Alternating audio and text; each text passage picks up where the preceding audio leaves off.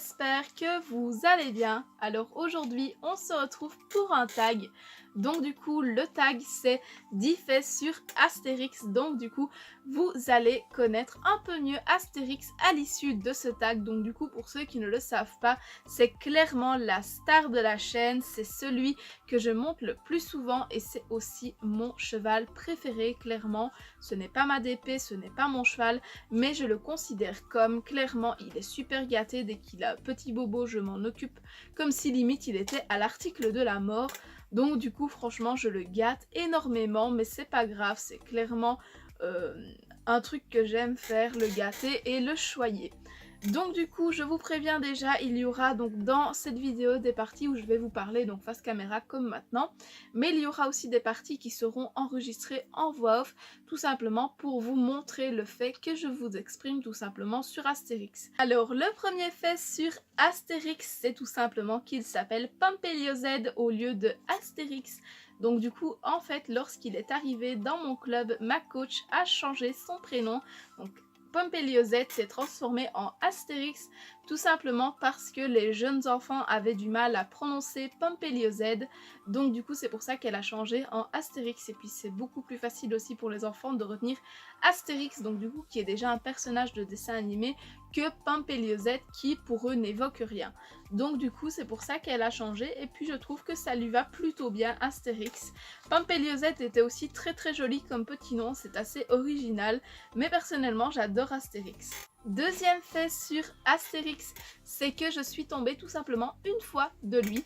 Donc du coup c'était lors d'une leçon d'obstacle, donc du coup ça faisait pas très longtemps que j'avais repris l'obstacle et j'avais toujours des défauts à l'obstacle. Donc qu'est-ce que j'appelle par les défauts à l'obstacle?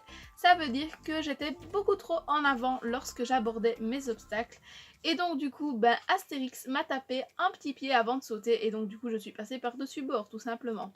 Donc du coup, je ne me suis pas fait trop mal, mais lorsque je suis retournée à la kiné, car à ce moment-là, je suivais encore des cours de kiné, et je me suis fait engueuler tout simplement parce que ma kiné m'a dit que ça pouvait aggraver les antécédents de mon accident. Donc du coup, j'ai été vraiment fortement engueulée par ma kiné. Mais bon, heureusement, plus de peur que de mal, et heureusement pour moi d'ailleurs. Le troisième fait sur Astérix, c'est un fait vraiment très chiant, clairement. C'est que Astérix sait faire la jambette, mais uniquement pour vous emmerder. Alors, je m'explique. Lorsque l'on rentre dans le box d'Astérix avec un licol à la main et la longe, tout simplement monsieur va commencer à faire la jambette dans le vide pour vous empêcher de passer près de sa tête. Et lorsque il va se laisser attraper tout simplement et mettre le licol, il va continuer à faire la jambette parce que justement vous n'allez pas pouvoir passer avec lui la porte du box et donc du coup il vous emmerde comme ça pendant 15-20 minutes. Maintenant ça va mieux, mais avant clairement il le faisait toutes les semaines, je me suis fâchée une bonne fois pour toutes sur lui et maintenant il ne le fait plus, mais il a quand même réussi à me trouver une chaussette, donc du coup je vous mets la photo tout de suite. Vous aurez pu le voir, la chaussette est bien trouée. Clairement, j'ai été vraiment dégoûtée ce jour-là, on peut dire, car quand même, c'est des chaussettes Kicksland. Et du coup, les chaussettes pour 3 paires, c'est limite 20 €. Donc du coup, j'ai vraiment été très dégoûtée. Mais bon, je ne lui en veux pas trop, sachant que j'ai 3 paires et en plus c'était les mêmes couleurs, ça va, la pilule passe. Mais quand même, c'est un peu chiant et heureusement pour le moment, il ne le fait plus, du moins avec moi. Le quatrième fait donc sur mon gros loulou, c'est qu'il dérobe toujours à gauche, c'est son seul gros défaut en piste.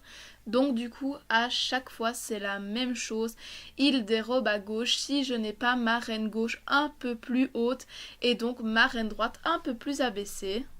Cinquième fait sur Astérix, tout simplement Monsieur Mort. Donc du coup, qu'est-ce que j'entends par là? Ça veut dire que lorsqu'on le sangle, il va chercher à mordre. Lorsqu'une personne passe donc sous son encolure pour passer d'un point A à un point B, il va mordre. Avant, quand c'était les premières fois que je le côtoyais, il mordait aussi.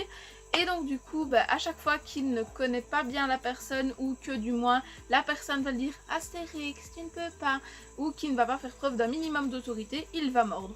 Clairement, moi, en réponse à ça, un jour, il m'a mordu. Clairement, ici, il m'avait chopé là et ça m'avait fait vraiment très très mal. Ce que j'ai fait, c'est que j'ai attrapé son poitrail et je l'ai mordu. Donc je sais, c'est clairement un peu barbare, mais depuis, il ne me mord plus. Et clairement, maintenant, on a une super bonne relation de respect. Franchement, je dois dire qu'à ce niveau-là, il n'y a plus de soucis, clairement. Il n'y a que juste quand je le sors, là, il mord dans le vide. Il fait aussi pour venir mordre vers moi, mais clairement je le regarde, je lui fais Astérix, je te vois. Il tourne la tête et il mord de l'autre côté. Donc vraiment dans le vide de l'autre côté. Maintenant, ce que j'ai encore du mal à contrôler avec lui, c'est le fait qu'il veuille mordre tout simplement les autres chevaux. Donc du coup, clairement Astérix est un cheval pas du tout sociable. Donc du coup, une fois qu'un cheval passe un peu trop près de lui, ou même qu'il est derrière un autre cheval, il va chercher à mordre. Donc du coup... c'est triste à dire, mais c'est comme ça, clairement. Des fois, il y a des chevaux qui sont très sociables, mais celui-ci ne l'est pas du tout. Moi, évidemment, je m'en fous un peu, mais j'essaye quand même de faire un maximum attention, car des fois, quand c'est des petits chevaux et que le cavalier n'est pas très très grand, ça peut arriver que Astérix cherche à mordre le cavalier au lieu du cheval, et donc du coup là je fais vraiment très attention. J'essaye d'y travailler en essayant de le sociabiliser avec les autres chevaux, en marchant par exemple en botte à botte, et en essayant de le laisser rênes libre jusqu'à un certain point. Donc du coup ça fonctionne petit à petit, mais il faut encore y travailler. Fait numéro 6 donc sur Astérix. Donc du coup, Astérix mange toujours une de ses rondelles de mort. Donc du coup, comme vous pouvez le voir sur la photo, elle est bien attaquée, tandis que l'autre est toujours bien ronde. Et donc du coup, c'est vraiment très moche, surtout quand on fait la Saint-Hubert et que l'une de ces deux rondelles est vraiment dégueulasse et déglinguée, tandis que l'autre est toujours pimpante et nickel. Septième fait sur Astérix, c'est que c'est un cheval très lent. Très lent, j'exagère un petit peu, mais bon, c'est pour vraiment vous faire comprendre que ceci est indispensable avec lui. Tout simplement parce que mettre des jambes, c'est pas assez pour lui. Et non, si vous mettez des jambes, il se fout littéralement de votre poire. En plus de ça, s'il commence à vous ennuyer pendant la leçon, à essayer de mordre les autres chevaux, mais que se fâcher avec les jambes n'est pas suffisant, si vous n'avez pas ceci pour lui donner un petit coup sur les fesses et lui redonner un peu de cadre disciplinaire, c'est foutu. Clairement, il se fout de votre tronche et donc du coup, la leçon est foutue. Je vais dire que ça. Donc du coup, ce n'est pas celle-là que j'utilise avec Astérix, bien évidemment, elle est dans le fond de mon armoire, donc du coup, je n'allais pas la sortir tout de suite. Mais ici, c'est une petite cravache qui ne sert littéralement à rien avec lui. Je ne sais rien faire avec ça quand je le monte. Mais c'est juste pour vous illustrer un petit peu la chose. Donc du coup, pas de cravache avec Astérix, égale pas de leçon, rien à en tirer. Donc du coup, il fait vraiment du gros n'importe quoi. Donc moi, pour l'obstacle, j'utilise ma cravache. Et pour le dressage, j'utilise mon stick de dressage tout simplement. Car comme ça, au moins, j'ai de l'impulsion dans mes exercices. Et aussi, j'ai du contrôle de son comportement. Et au moins, je peux me faire respecter si jamais il fait quelque chose de mal par rapport à moi. Ou même par rapport aux autres cavaliers ou aux autres chevaux. Le 8e fait sur Astérix, c'est que tout simplement, il aime se rouler dans sa merde. Donc du coup, quand vous préparez la Saint-Hubert et que vous êtes très content d'avoir brossé la veille et que vous avez un cheval tapant et que vous vous dites « Ah nickel, demain j'aurai que à passer un petit coup de brosse », du coup, là franchement je peux vous dire, le lendemain vous arrivez, vous ouvrez la porte du box et vous voyez un cheval plat de caca de la pointe des oreilles jusqu'à la fourchette. Donc du coup là, vous tirez une gueule jusque par terre, clairement il n'y a pas d'autre mot à dire. Et vous êtes dégoûté pour le reste de votre journée car vous devez vous retaper un pansage complet. Et donc du coup, je dois dire que ça arrive très souvent. Il y a eu une fois où il avait une tache, mais quand je vous dis comme ça, sur le dos, j'ai dû carrément passer une lingette. Ça faisait de la mousse marron quand je passais la lingette dessus. Donc du coup, clairement, là j'étais dégoûtée. En plus j'avais cours d'obstacles. Donc mon tapis qui reposait sur cette flaque marron, c'était magnifique. Alors, 9e fait sur Astérix, je vous présente sa hantise. Alors, clairement, il déteste les lingettes. Mais alors là, quand je vous dis qu'il les déteste réellement. Hein. Il ne se laisse pas approcher avec une lingette. Donc clairement, je ne saurais pas lui faire ses naseaux correctement. Il faut à chaque fois que j'aille chercher une éponge humide pour lui faire ses naseaux. Les yeux, ça passe, mais les jours où on va dire qu'il s'est levé du bon pied. Parce que de temps en temps, monsieur me lève la tête mais tellement haut que même toucher un œil c'est pas possible, hein. Même le naso je saurais pas. Alors est-ce l'odeur qui ne supporte pas? Mais ça j'en doute parce que j'ai quand même testé plusieurs lingettes pour bébé avec lui et il les aime pas du tout. Donc du coup que ce soit une senteur A ou une senteur B ou une senteur C, il n'aime pas. Donc du coup je ne sais pas du tout ce qu'il a contre ces petites choses là. Celle-ci, il les tolère encore légèrement, mais quand je vous dis légèrement, c'est genre une fois sur 10. Mais voilà, j'essaye de faire des progrès avec lui en essayant de lui proposer la lingette avant de faire ses naseaux, mais ça va pas toujours. Donc du coup, je suis un petit peu embêtée à ce niveau-là. Heureusement, ce n'est pas un cheval qui a les naseaux fort sales, mais de temps en temps, il faut quand même bien lui faire. Donc du coup, ça c'est vraiment sa hantise, c'est vraiment l'ustensile de pansage qu'il déteste le plus. Je vous ai montré la hantise d'Astérix, mais donc du coup, le 10e fait, c'est que cette brosse-ci, c'est vraiment son gros fantasme. Alors, ce n'est pas non plus un fantasme de type sexuel, clairement, c'est un fantasme tout simplement de bien-être. Alors du coup, qu'est-ce que j'appelle par un fantasme de bien-être? C'est littéralement le seul cheval de mon club qui, quand je lui passe cette petite brosse-là sur la tête, il ferme les yeux, il a la bouche entrouverte et il se laisse faire. Il est détendu, il est zen, donc du coup clairement ça c'est son gros fantasme de bien-être. Donc franchement quand je lui passe cette petite brosse là c'est vraiment notre moment à nous deux. Et donc du coup d'ailleurs je ne lui passe qu'à lui cette petite brosse là.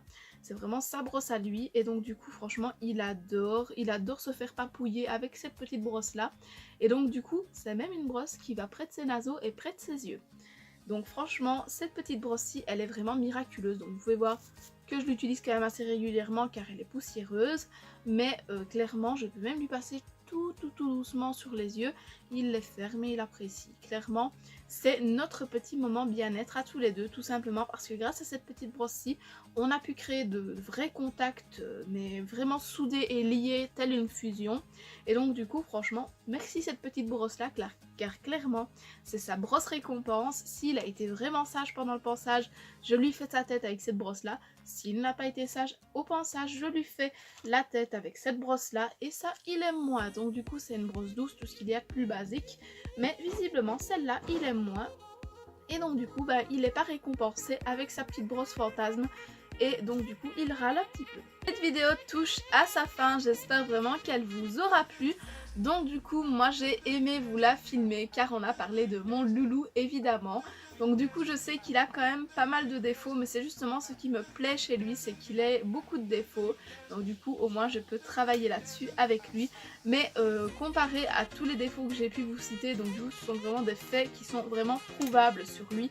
Il a quand même un cœur mais gros comme ça. Il donne vraiment le meilleur de lui quand il y a vraiment respect des deux côtés. Et surtout que vous entendez bien avec lui, franchement il vous donne mais plein de choses. Dès qu'il peut faire quelque chose vraiment de très positif pour vous, il le fait. Mais malheureusement si vous ne respectez pas certains codes qui sont chez lui, comme par exemple le fait qu'il dérobe à gauche, donc du coup pour contrer à ça, il faut donc bien garder la reine gauche un peu plus surélevée et l'autre bien tendue. Donc du coup ça c'est ce qui pallie son petit défaut du dérobage à gauche. Donc du coup à ce niveau là moi j'ai appris à travailler avec et donc du coup maintenant ça va beaucoup mieux dans nos parcours et même dans notre travail en général. Donc du coup j'espère vraiment que en apprendre un petit peu plus sur lui vous a plu et donc du coup moi je vais vous laisser là-dessus en vous souhaitant bien sûr un bon week-end et un bon début de semaine. N'oubliez pas, nous on se retrouve donc mercredi pour avoir du style jusqu'aux fourchettes épisode 9. À la prochaine, bye bye.